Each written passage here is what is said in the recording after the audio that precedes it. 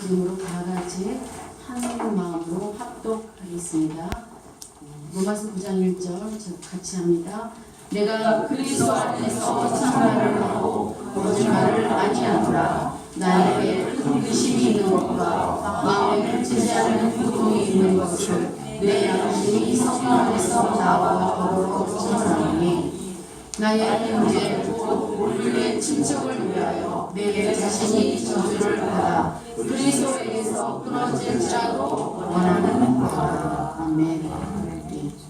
설교 제목은 큰 근심과 그치지 않는 고통이라는 말씀으로 우리 이문 목사님 나오셔서 귀한 말씀 전해주실 때 목사님 나오실 때 할렐루야로 화답하며 마치겠습니다. 앞으로 나오십시오. 할렐루야. 할렐루야.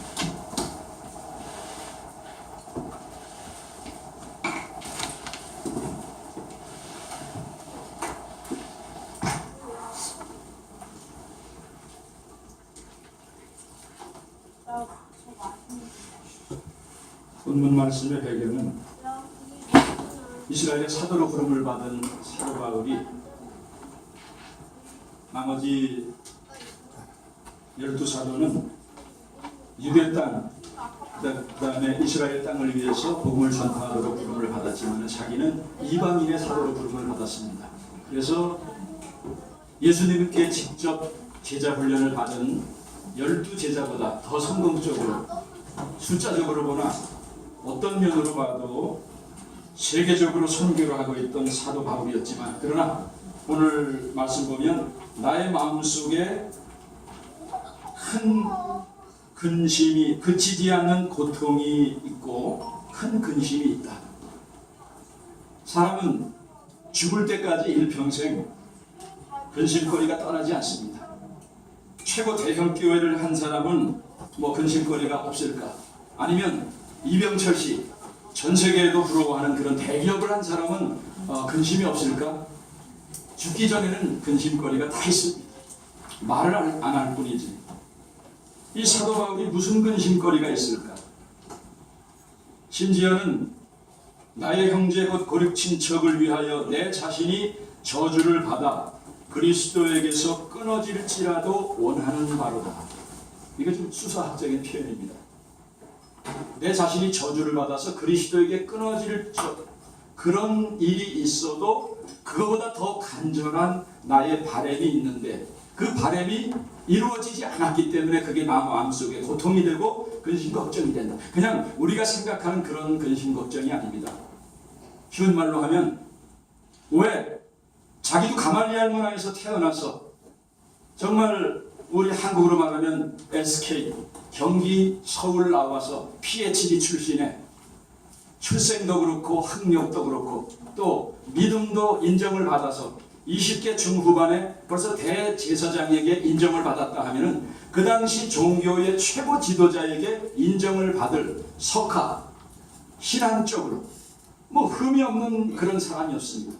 또 12지파 중에 눈에 넣어도 아프지 않을 베냐민 지파 출생, 얼마나 귀한 사람입니까? 근데 자기도 예수를 알고 보니까 내가 세상에서 갖고 있던 모든 것이 배설물, 정확한 말로 하면 똥과 같았다 그랬습니다. 하나님을 아는, 예수 그리스도를 아는 그 지식에 비교하면은 내가 아는 것은 세상에 PhD를 얼마나 가졌건 아무리 큰 기업을 가졌건 세상에서 아무리 존경받고 똑똑하든 그거는 예수를 아는 그 지식에 비하면은 이건 세 발의 피가 하는 얘기죠. 근데 가장 가까이에 있는 이스라엘 백성들은 왜 아직도 그거를 깨닫지 못하고 주님을 배척할까? 즉 자기 동족에 대한 구원, 이스라엘 백성들에 대한 구원, 그게 이루어지지 않았기 때문에 늘 자기 조국을 위해서 내 동족, 내 민족, 내 가족. 저도 사도 바울을 생각하면은 찔리는 마음이 있습니다. 제가 목회자가 돼서 우리 가족의 복음화가 먼저 이루어져야 되는데 아직도 저희 가족들 가운데 예수를 영접하지 못한 사람들이 있습니다. 여러분, 예수를 믿는 사람이 자기가 가장 사랑하는 가족에게 줄 수 있는 최고의 선물이 뭡니까? 주님 영접하게 하는 게, 다른 거는 뭐 세상에서 잠시 잠깐 끝나지만은 이거는 영원히 누릴 그런 선물이잖아요. 세상의 선물과 어찌 비교를 합니까? 우리가 아무리 세상이 건강해서 이제 몇 년 안 있으면은 120세까지 사는 세대가 있다 하지만은 영원한 삶에 비교하면은 120세도 정 하나에 속하지 않습니다. 짧습니다. 만일에 우리가 믿는 것이 성경에서 너희가 믿는 것이 이생뿐이면 너희가 이 세상에서 가장 불쌍한 사람이다. 여러분, 우리가 이생뿐이면 왜 여기서 손해보는 생활을 합니까? 같이 즐기고 마음껏 즐기고. 요즘에 그런다고 그러죠. 옛날에는 위하여, 어떤 목적을 위하여 건배할 때 위하여 하는데, 벌써 제가 이 얘기 들은 게 90년대 후반이니까 지금은 건배할 때 뭐라 그러죠? 이대로 하면 쭉 그런다고 그러더라고요. 왜? 예수님 지금 오시면 아는데 세상에 누릴 게 너무 많아서 우리 이거 다 엔조이 할 테니까 지금 오지 마시고 hold on, 이대로 쭉 가자. 그러다가 우리나라 이렇게 폭망했지 않습니까? 너무 교만해서 93년도에 우리나라 기독교는 그 이후서부터 다운힐입니다. 세계 기독교 역사를 보면은 국민소득 $10,000가 되면은 사람의 배에 기름이 껴서 절대자를 찾지 않고 이제는 주일날 예배를 드리지 않는 사람이 많으니까 목요일날도 예배 드리자, 토요일날도 예배 드리자, 예배 때우고 놀러가게 하자. 하나님 중심이 아니라 성도 중심으로. 지금도 한국교회 목사님들 양심에 활 맞지 않은 이상 나라가 어떻게 돌아가는 거 알고 있습니다. 그런데도 불구하고 하나님 눈치보다 내가 하나님께서 이 시대에 우리 성도들에게 원하는 설교를 강하게가 아니라 성경적으로 했다가 장로님들이 싫어하면 어떡할까? 교인들 반반, 아니면 3대7, 8대1, 6대4 교인들의 일부가 강하게 반발해서 내 목회에 문제점이 일어나지 않을까? 쫓겨나지 않을까? 하나님이 지금 이 시대에 원하는 메시지보다 사람 눈치를 먼저 보니까 이미 이 땅에 밟혀진 소금으로 절박한 거예요. 덩어리 개가 되는 거죠.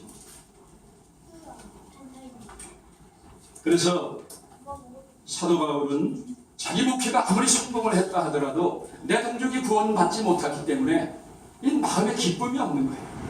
저도 미국에서 사실은 수시로 여러 가지 유혹이 있고 또 어려움이 있습니다.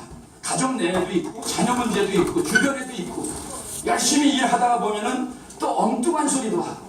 제가 한국에 2004년부터 가장 많은 시간을 들여서 여기 들어와 있는데 SNS에서 이 특수사역을 하면서 아니 내가 예수를 안 믿어도 이렇게 욕을 안 들어먹었는데 목회까지 내려놓고 내가 미국에 가서 큰 꿈을 품고 오겠다 그래서 그거 포기하고 목회자가 됐는데 이제는 하던 개교의 목회까지 내려놓고 여기 와서 하는데 저한테 밥 한 그릇 사주지 않고 선교하라고 돈 1,000원 주지 않은 사람들이 저한테 대해서 자기네하고 생각이 다르다.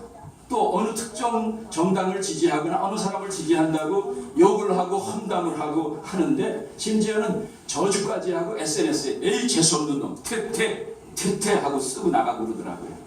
근데 그게 기독교인들도 있고 목사님들도 있어요. 정말 제가 예수를 믿지 않는다면 이 인간들 어떡할까? 어떻게 요리를 해먹을까? 제가 예수를 믿었으니까 다행이지. 야, 너 예수 안 믿었으면 우리 사람들 다 선한 것 같지만은요, 사람들 마음속에 악한 것이 있습니다.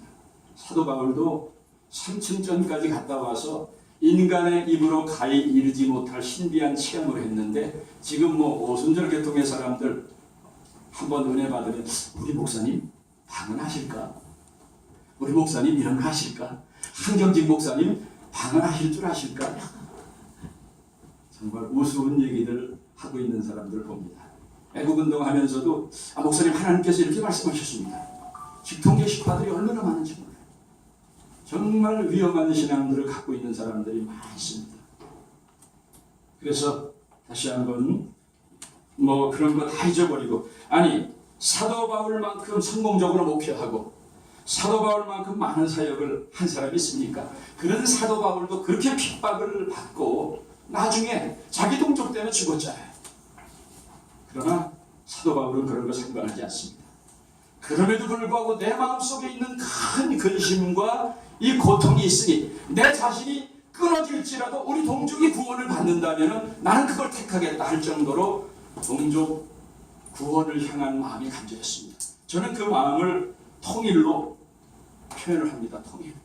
단순하게 남북한이 만나는 정도가 아니에요. 여러분, 우리가 지금 선교를 하기 위해서 북한 왔다 갔다 많이 하죠. 저는 북한에 갈 기회가 여러 번 있었습니다. 평양 과기대 오픈할 때도 연락이 왔어요. 미주 대표로 오라고. 제가 거기를 왜 갑니까? 왜 갑니까 거기는? 물론 가시는 분 있죠. 여기 장로님 한 분도 3번이나 갔다 오셨다고 그러고, 제가 아는 분은 수십 번을 다녀오셨어요. 물론 그런 선교 하시는 분들도 있죠. 그러나 저는 그 방법 선교를 하고 있지 않습니다. 누구 방법이 더 웨이라고 할 수 없습니다. 각각 자기 부름대로 달란트대로 하는 거니까. 그러나 제가 하는 인권 통일 선교는 하드웨어 선교입니다. 이거는 선교의 기본 스트럭처가 이루어져야 의료 선교를 하고 농업 선교를 하고 뭐 IT서부터 무슨 선교를 해도 그 기본 스트럭처가 갖추어지지 않으면 그거는 밑 빠진 독에 물 붓기. 그래서 인권 선교는 하나님을 대적하는 악의 세력을 응징하기 위한, 잠자는 독재 가운데 거기서 고통당하는 사람들이 자유가 뭔지 인권이 뭔지도 모르고, 어떤 한 형제는 난 가족의 개념이라는 게 내 머릿속에 없다. 왜? 우리 엄마 아버지가 수용소에서 만났는데 모범죄수로 하루 저녁 합방하라고 했는데 거기서 생긴 그냥 불륜의 씨앗이니까 자기는 가족도 모른다는 거예요. 이런 세상 속에 살고 있는데 우리 국민 소득이 10만 달러가 되면은 우리가 속편하게 살겠습니까? 우리가 이거 상관없이 그런 더러운 소리 듣기 싫어서 내 미국으로 돌아가서 그냥 한국 잊고 살겠다. 잊는다고 잊어집니까?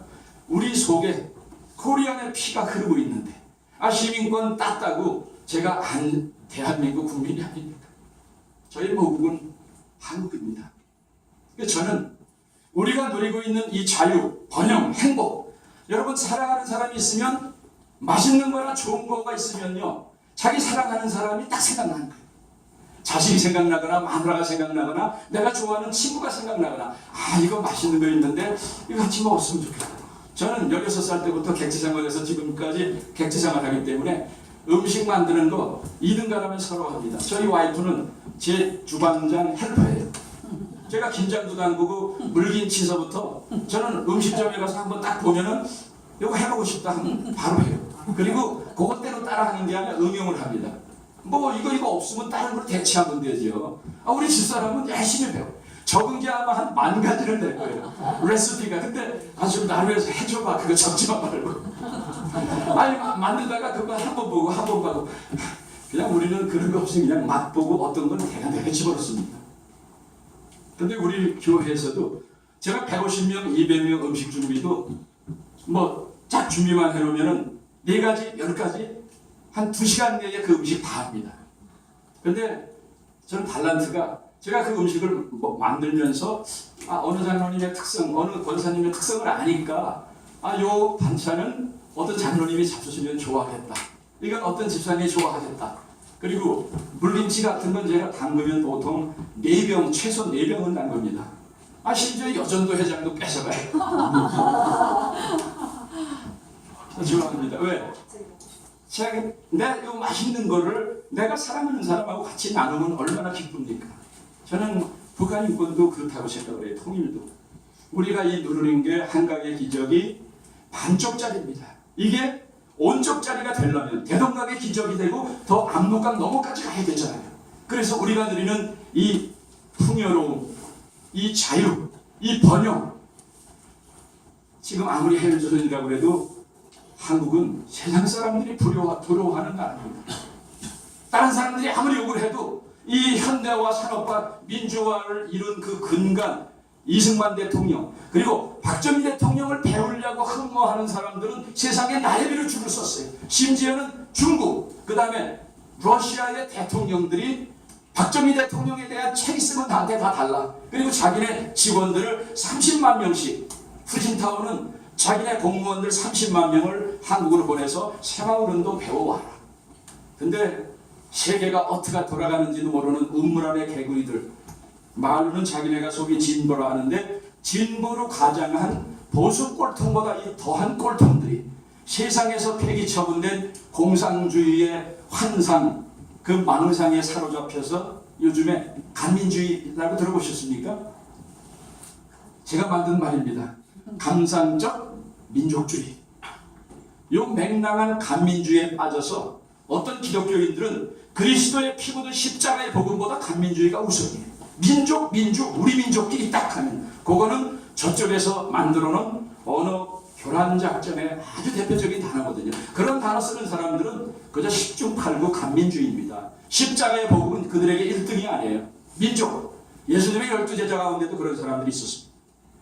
나라를 회복함이 이때니까 우리 젠타일 개적해 구원 받거나 말거나, 그리고 이스라엘 사람들만 구원받고 선택된 민족이다. 그래서 예수님께 훈련 받았는데도 나라 얘기하면 이스라엘 정도만 생각하는 사람들이 있었어요. 지금 우리나라 사람들이 그렇게 생각하는 게 너무나 당연하겠죠. 근데 주님이 원하시는 것은 단순하게 이스라엘이 아니었습니다. 전 세계적인 국가였고, 우리에게 그 세계 미션을 꿈꾸기 전에 숫자상으로 전 세계 2등이라 하지만 국민 전체의 비율로 따지면은 이렇게 5천만 명 나라에서 어떻게 2만 5천 명의 선교사를 파송할까? 이거는 정말 기독교 역사에 길이 남을 대단한 일을 많이 했습니다. 우리 기독교가 좋은 일 많이 했어요. 그러나 그렇게 하나님께 축복을 받고 세상에서 대접받고 영광받고, 어느 목사님 자기 신학교 졸업할 때 목회자들 배우자로 17위였다고 그러더라고요. 17위. 이발사, 그 다음에 목사.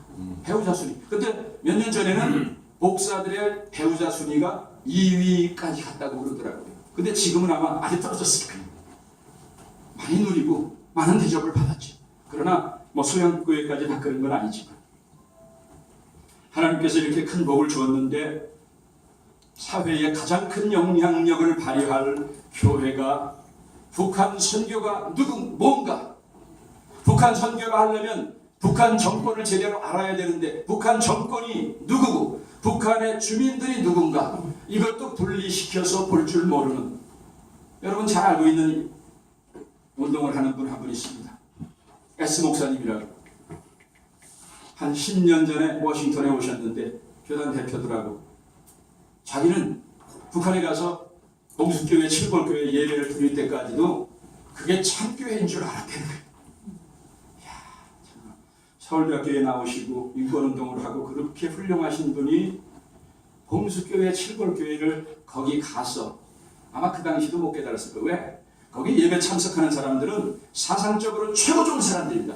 찬송가 600-700개 다 딸딸딸 외워서 딱 찌르면 눈물도 맘대로 딱 흘리고, 이건 연예인들요 옛날에 안약 집어넣었잖아요. 지금은 딱 돌려갖고 30초 딱 하면 그 자리에서 쫙 우는 거예요.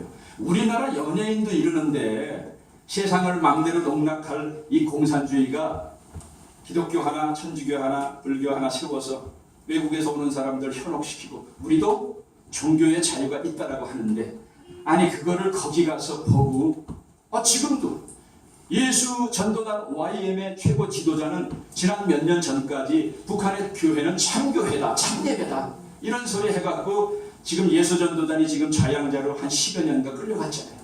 개념 없는 짓거리들을 하고 있습니다. 이런 사람들을 어떻게 이용해 먹을까에 대한 전략이 쫙 나와 있는데 그 사람들이 무슨 전략인지도 모르는 거예요. 그래서 이제 세상이 여기까지 왔습니다. 저는 이것을 두 번째 한반도를 향해서 밀려드는 쓰나미라고 생각을 합니다. 19세기 말에 바로 이런 쓰나미가 우리 한반도를 향해서 밀려들었습니다. 우리 한국이 어디 섬에 뚝 떨어져 있거나 미국이나 캐나다처럼 그렇게 대륙이 뚝 떨어져 있어서 주변 국가와 별로 문제가 없으면 우리는 좀 개념 없이 살아도 괜찮은데, 이 한반도와 이스라엘은요, 지정학적인 위치가 주변에 강대국들이 너무 많습니다. 그래서 수천 년 동안에 이리 치고 저리 치고 주변 국가의 정세에 제대로 대처를 하지 못하고, 거기에 하나님이 그 시대에 따라서 어떤 나라를 어떻게 역사하는가를 바로 깨닫지 못하면요, 민족의 운명이 제대로 될 수 없습니다. 19세기 말에 이런 쓰나미가 몰려왔죠. 과거의 글로리 중국 청나라 과거만 찾고 있다가 청일 전쟁 딱 나가 떨어졌습니다. 러시아 천년 왕국을 자랑했던 러시아도 이 남진 정책을 쭉 쓰면서 영향력을 미치려고 했는데 일본이 그 정도로 많이 준비했지 몰랐어요. 일본은 우리가 아무리 외놈이라고 그렇게 비하를 해도 우리보다 훨씬 먼저 깨어 있었습니다. 오랫동안 철저하게 경제력으로 군사적으로 준비를 했기 때문에 개념 없이 지금처럼 사분오열돼서 노론, 소론, 동인, 서인, 가진 자, 못 가진 자, 진보, 보수, 친북, 친중, 친미 아주 갈갈이 찢길 대로 찢겨져서 개념 없는 짓을 할 때 총을 썼습니까? 칼을 썼습니까? 전쟁 한 번 하지 않고 낼름 잡수신 게 바로 우리 한국이에요. 그리고 뭘 무능한 거 탓하지 않고 지금도 일본 때문이다, 일본 때문이다. 뭐 일본 때문입니까? 우리들 때문이었죠. 역사를 잃은 민족에게는 미래가 없다고 그랬는데 그 역사가 뭐 몇백 년 지났습니까? 100년도 안 지났는데 지금 그 역사를 까맣게 잊어버리고 보수 정치인들이 역사를 알았습니까? 진보 정치인들이 역사를 알았습니까? 우리에게 역사 교육을 해줬습니까? 비전을 줬습니까?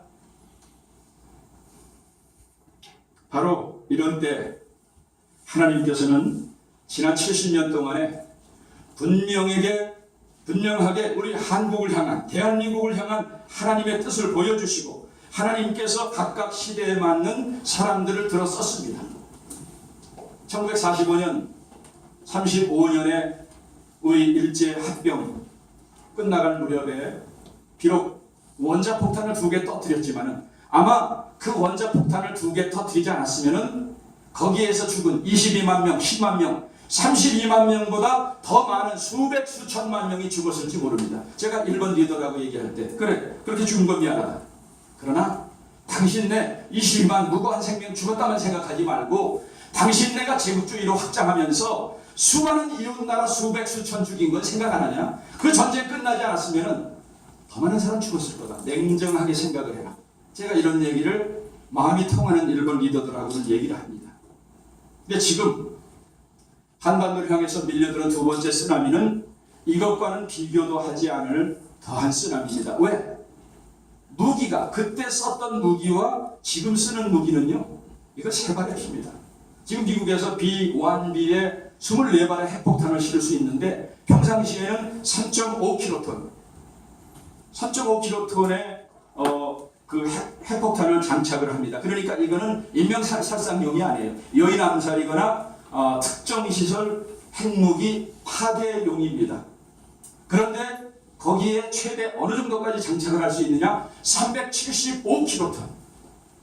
히로시마에 20킬로톤이 22만 명 죽였으면 375킬로톤을 한 방 터뜨리면 몇 명 죽겠습니까? 수학 잘하시는 분 한번 나와보세요.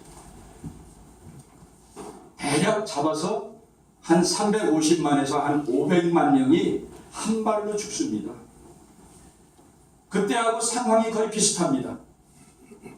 우리 대륙 세력의 중심인 힘의 균형이 바뀌었죠. 러시아가 나눠졌으니까 이제는 중국이 슈퍼파워로. 그러나 아직도 발톱 빠진 호랑이를 러시아가 뒤에서 딱 버티고 대륙 세력의 양 산맥이 있습니다. 그리고 대리전을 치르고 있는 게 바로 북한이죠. 남한은 뒤에 양대 산맥, 우리가 아무리 떠들어도 우리는 아직 일본에게 게임이 되지 않습니다. 일본의 무기는 전쟁을 할 수 있는 나라로 아직 되지 않아서 그렇지 지금 남한이 이렇게 개념 없는 짓을 하면은 아마 일본, 미국도 무기를 줄 거예요. 라인이 일본 쪽으로 와서 중국과 러시아를 상대해야 된다면은 버겁거든요. 왜? 이쪽이 2인데 자기 혼자 됩니까? 일본 키워줘야죠. 그러니까 이번에 지금 F-22 그 신무기 5세대 전폭기 아닙니까? 기술을 50% 이전해준다고 그러잖아요. 한국에는 개념도 잠수함 기술 대만에 이전해준다고 그러잖아요. 마지막에 경우를 대비하고 있는 겁니다. 남한에서 하도 개념 없이 정치인들만 개념 없는 게 아니라 국민들 똑같습니다. 이게 나라인가? 저는 대한민국을 한 나라로 보지 않습니다. 이미 2개 이상의 나라, 가정도 나눠져 있지만 사상적으로 나눠져도 똑같은 이슈를 갖고 완전히 다른 걸로 보니까 이게 무슨 한 나라입니까? 일반 상식이 통하지 않고 뭐가 한 나라일까? 이렇게 서로 적대하는데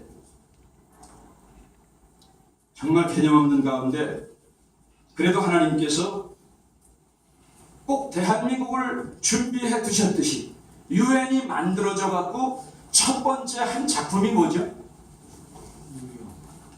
유엔이 만들어져 갖고 첫 번째 한 작품이 바로 우리나라 구해주는 거예요. 꼭 하나님이 우리나라 다시 빌드해 주시고 우리나라 구해주기 위해서 유엔이라는 나라를 들어 썼다고 우리가 해석을 할 수 있습니다.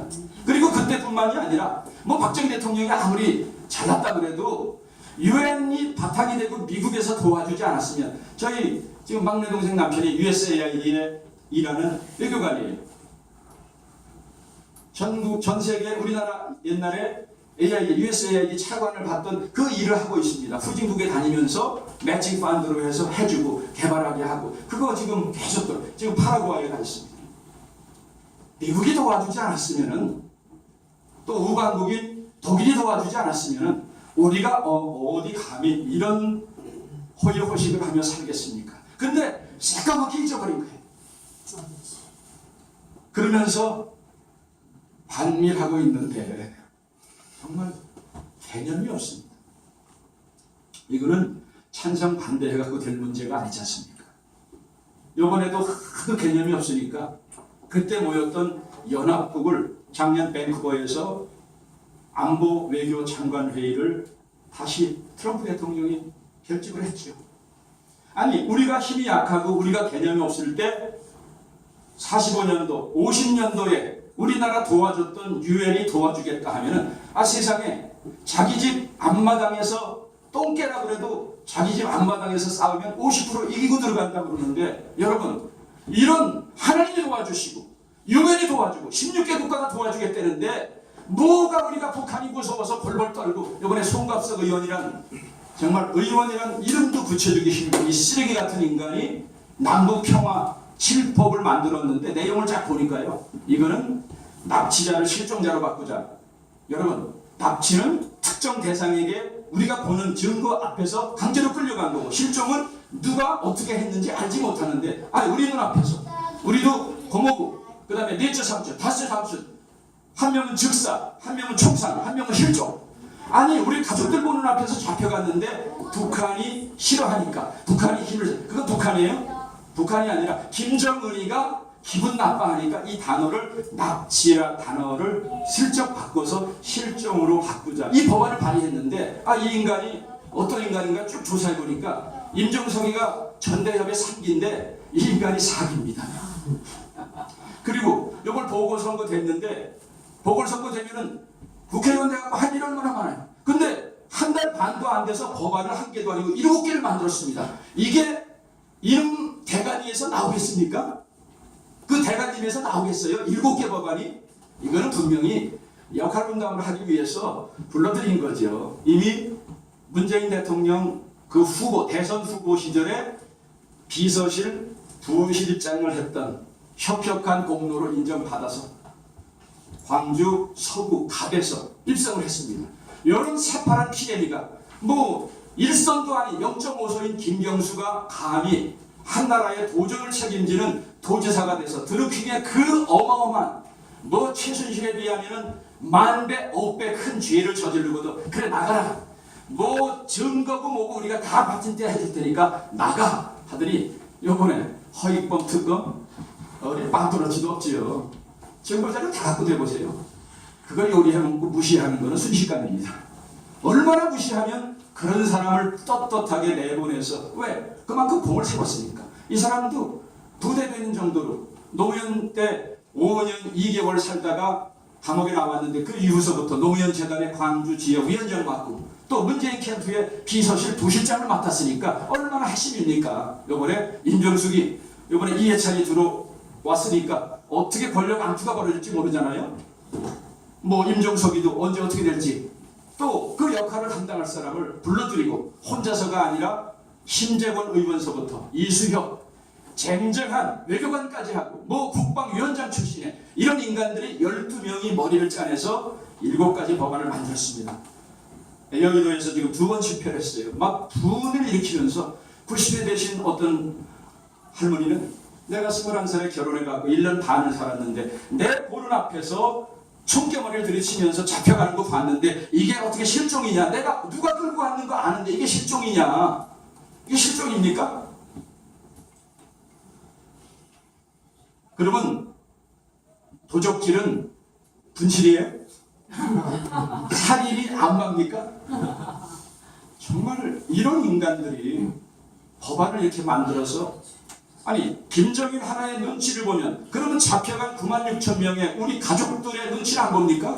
그때 끝난 게 아니라 그 이후에도 북극포로도 아직 돌아오지 못한 사람들이 540여 명 되고 그 이후에 어부들서부터 수많은 사람들 잡혀간 사람들이 또 몇 명입니까? 그 사람들도 약 500여 명 돼요. 이 사람들이 없이 무슨 종전선언을 합니까? 무슨 정신 나간 짓을 해요? 누구 눈치를 봅니까? 그러니까 거기 있는 어떤 분이 나와서 그래 잘 됐다. 저쪽에서 12명 보내달라고 그러는데 요번에 법안 발의한 사람하고 바꾸자. 아 그랬으면 얼마나 좋겠어요. 네, 그래야 됩니다. 보냅시다. 그래서 저는 이제는 전시가 됐는데 그래 목사님들에게 목사님 전시에는 목회도 체제가 바뀌어야 됩니다. 평시에는 평시 목회를 하지만 전시에는 전시 목회를 해야죠. 그죠? 그렇죠. 지금 목사님들은 전시 목회 지금 이게 전쟁인데요. 딱 38선 이북에 총 드리륵 하면은 그런 전쟁보다 더 힘들어요. 왜? 이라크전에서 미국이 해낸 게 바로 그거예요. 내부에 적이 들어와 갖고 어디다 총질을 해야 될지를 모르는 상황이 가족 내에 있죠. 교회 내에 있죠. 군부 내에 있죠. 사회 구석구석에 다 섞여 있기 때문에 총뿌리를 어디서 겨룰 줄 몰라요. 이럴 때에 적과 아군의 가장 좋은 구별법 오늘 보너스를 여러분들에게 알려드리겠습니다. 가장 좋은 구별법은 북한에서 죽이라 비판하면 그건 우군입니다. 근데 북한에서 칭찬하면 그건 거의 다 적이에요. 지금 이 방법밖에 없습니다. 피와 구별하는 방법이. 그래서 이런 때에 통일을 말하면 목사님 지금 통일은 좀 분위기가 맞지 않습니까? 아니 저는 왜? 통일밖에 방법이 없어요. 통일을 이루려면은 지금과 같이 회담 페이퍼 주고받고 페이퍼 주고받아서 종전선언 했는데 내일 모레 빵 쏘면은 그런 페이퍼와 협약이 뭐를 지켜줍니까? 여지껏 그렇게 당하고도 아직도 정신 못 차려요. 이건 정신 못 차리는 게 아니라 그들의 수작질에 보조를 맞춰주는 거죠. 이건 이적질입니다. 아니 지나간 과거 쫙 인터넷에서 보세요. 핵회담 했고 뭐 했고 하면은 그 1년도 되기 전에 어떤 거는 며칠 내에 어떻게 뒤집었는가. 제가 미국에 인권 회담할 때 조지 부시 행정부 때 제가 그걸 딱 뽑아갖고 갔어요. 94년도 3년도부터 쭉 했더니 깜짝 놀라더라고요. 당신네들이 북한 정권에 대해서 정확하게 모르고 북한을 국가로 알아서 계속 이런 회담을 통해서 뭐 핵 문제나 평화 문제를 이루겠다 하면은 주님 다시 오시기까지 해도 이기지 못할 것이다. 왜? 북한은 국가